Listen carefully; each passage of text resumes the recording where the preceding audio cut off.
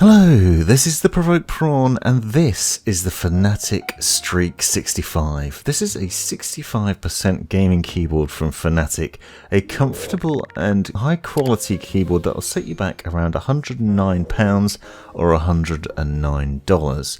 This is the UK variant, the layout for the UK. There are other models available, and I'll link to everything you need to know in the description. It's worth noting that this is designed for eSports players, professional gamers, or people that just want that pro level of experience.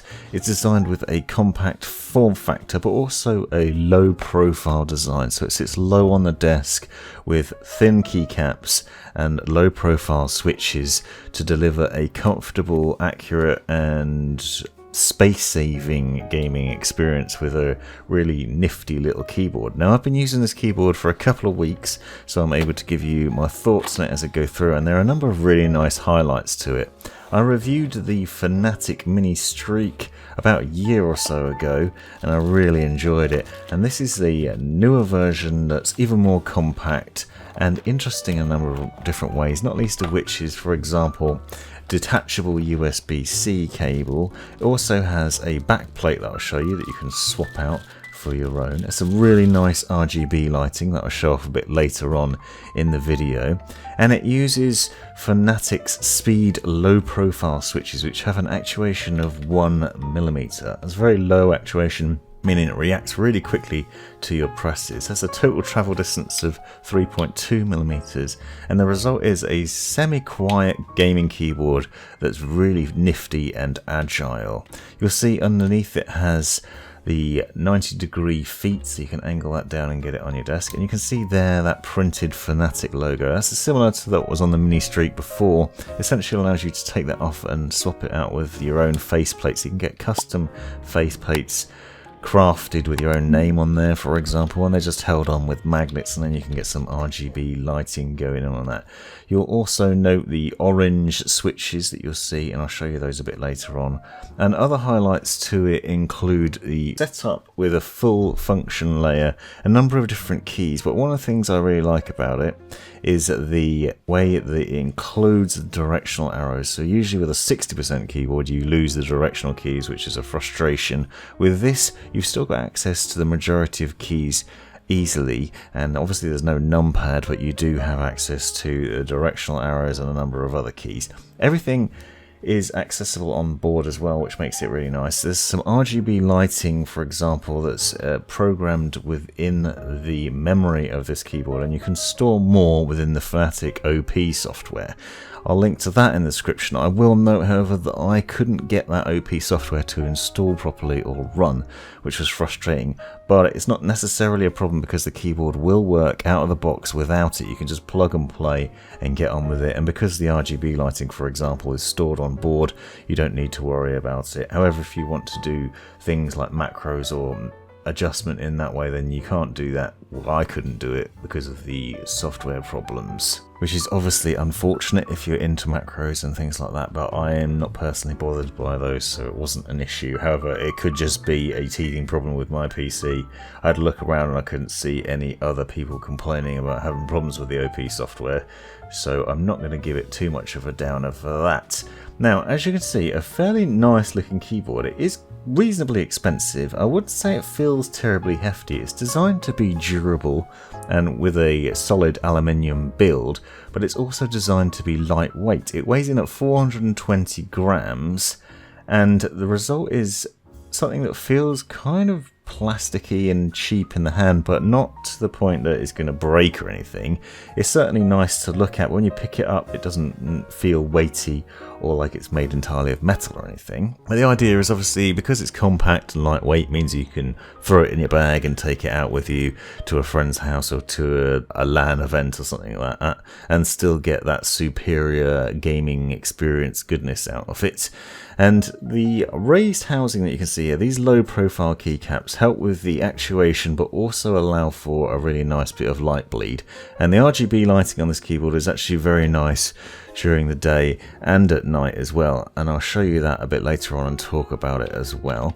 I'm also going to do a separate video with just the key actuation sounds, as I'd usually do, so I'll link to that so you can check out the audible feedback from the keys and hear what that's like. And I'll say that they aren't terribly loud, but they're also not silent. These are speed switches, so they're not dead silent, but they're also not obnoxious. It's reasonable enough to use for streaming purposes, for example, and I can link to a clip montage video that I did from a recent stream where I was using it, and you can hear some of the key presses in the background of that, but it is going to obviously depend on your environment and what your mic can pick up, but it's certainly not as loud as brown or blue switches. Now, Fnatic make a point of saying that these are their own speed switches, which is a change from the original Streak, which came with speed silent switch options, and now they use the Fnatic speed switches, but actually, as I'll show you in a minute, these are Kale switches, and so they are an alternative to the cherry switches that you can get out there, but a good one, a comfortable, accurate and satisfying one to use. They really require a very light keystroke in order to actuate, which means that sometimes you might accidentally fire them when just gently resting your fingers on the keys, which is a problem if you're typing things, if you're using it for typing, if you just gently rest your hands on the keyboard. But it's great for gaming because it means that they react really quickly, and it means you can get the agile movement out of what you're doing really quickly and easily too. Now here you can see a little bit of the switch housing and the RGB lighting taken at night and just showing off the colours and the effects there. There is one niggle about that I'll show you a bit later on, but generally it's a very nice looking keyboard. Another highlight obviously is because it has a detachable USB-C cable. That means that you can use your own, you could have a custom cable and change out the look and feel of that overall effect with ease. Now I want to show you a close-up of the switches themselves. The keycaps are really easy to get off, and underneath you can see those Kale low profile switches that I was talking about before. You can see them clearly written with Kale on there, so why Fnatic have said that they're their own, I'm not quite sure, but you can also see the difference that taking off the keycaps makes. And if you want to hear, again, if you want to hear this, please check out the video in the description where I'll just be showing off the key sounds, and you'll see that they are very quiet without the keycaps on, so it really is a very quiet setup but not silent. They are easy to use for gaming, and they are comfortable to use for all day typing, and that's one of the highlights of this low profile setup. It sits really nice and low on the desk, and as do the switches and the keycaps, which means you don't need to worry about a wrist rest necessarily, and your wrists aren't at a weird angle or too high up, so it's quite comfortable to use. And this was one of the reasons that I really like the Logitech G915 TKL, which is still one of my favourite keyboards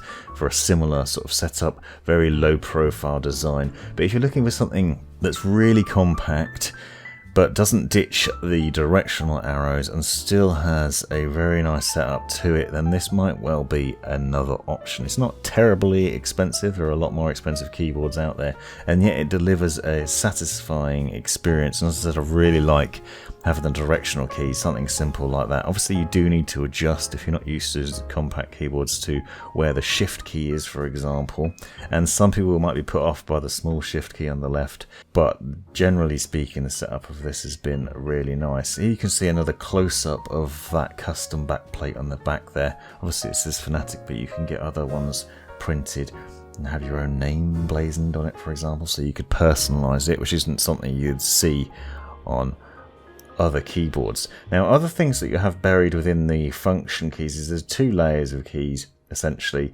So just like with a 60% keyboard, you have to press the function key and access different things. So something like print screen, for example, you have to press the function key and then one of the brackets, home, scroll lock, end. The various function keys obviously in 1, 2, 3, 4, 5, 6, 7, 8, 9, those up there as well. Now, as I said earlier on, the RGB lighting is programmed into the keyboard itself, and that can be accessed by pressing the function key and then M, which basically allows you to change between the lighting, and I'll show you that in a second, then by using the directional keys. You'll see it has quite a few different RGB lighting options programmed into it already, including some really nice reactive ones where they react to your key presses. If you press the function key and M, you'll see the little sunlight around that. You can then cycle through them with the left and right arrows on the directional arrows, and you'll see a number of really nifty effects, nice ones. Now obviously these can be programmed within the OP software. Unfortunately that's not something I can demonstrate because I just simply couldn't get it to work, which is a real shame and quite a frustration. But even the onboard profiles that are stored are very nice indeed. Another highlight is that you can not only adjust the scheme that's happening, but you can also adjust the brightness of it. You'll notice, for example, the angled brackets next to M allow you to turn the brightness up and down. If you use the directional arrows, you can also cycle through them, and then when you get to a static color, you can adjust and change between those static colors. You'll note that also when you hit the end of the patterns, the directional arrow changes to red, so you can see they're both green here, but if I hit the far left with where it starts and it stops there, and the far right it goes red again, so you know that you've reached the end of that cycle. So there's sort of set up in that clever way that makes it easy to see when you're getting through the various patterns. As I said, also you can change between the various colour schemes too. So if you have a static colour of blue, you can cycle up and change purple, light blue, red, and then back the other way into greens, oranges and such as well. And so it's dead easy to cycle between that. Now one of the things that they say as a selling point of this keyboard is that it has extra lights on the spacebar. You can see them just glowing here, which gives a bit of a glow to your desk. This for me is actually a problem, and that's simply because where the angle I sit on my desk, I can just see those lights shining into my eyes, and I'm trying to demonstrate it with the camera, and you can just see them gleaming on either side of the switch in the middle there, and they basically, if you're sitting at your desk at a certain angle, I find they're just hitting me in the bottom of my eyeballs and my peripheral vision, and they're quite distracting. It's not something I've noticed with the other keys on the keyboard because they're kind of hidden below it, because the spacebar sits sort of high above everything else, or at least with a bigger gap between it underneath it. You can then get that effect in your face, which isn't ideal. All in all though, a very nice keyboard, and if you're looking for something that's 65% comfortable, fast, and actuates really swiftly, and has a number of nice features to it, then this might well be it. Hope you found this video useful. Let me know in the comments if you've got any questions. Thanks for watching. People in that building. Yep. On my mark. Upstairs in the loft. Yeah. The second floor I saw. Oh, someone like not there. Closer actually. Oh, what? No. Why me? Oh, there's a whole team rolling into your left, D. Yep.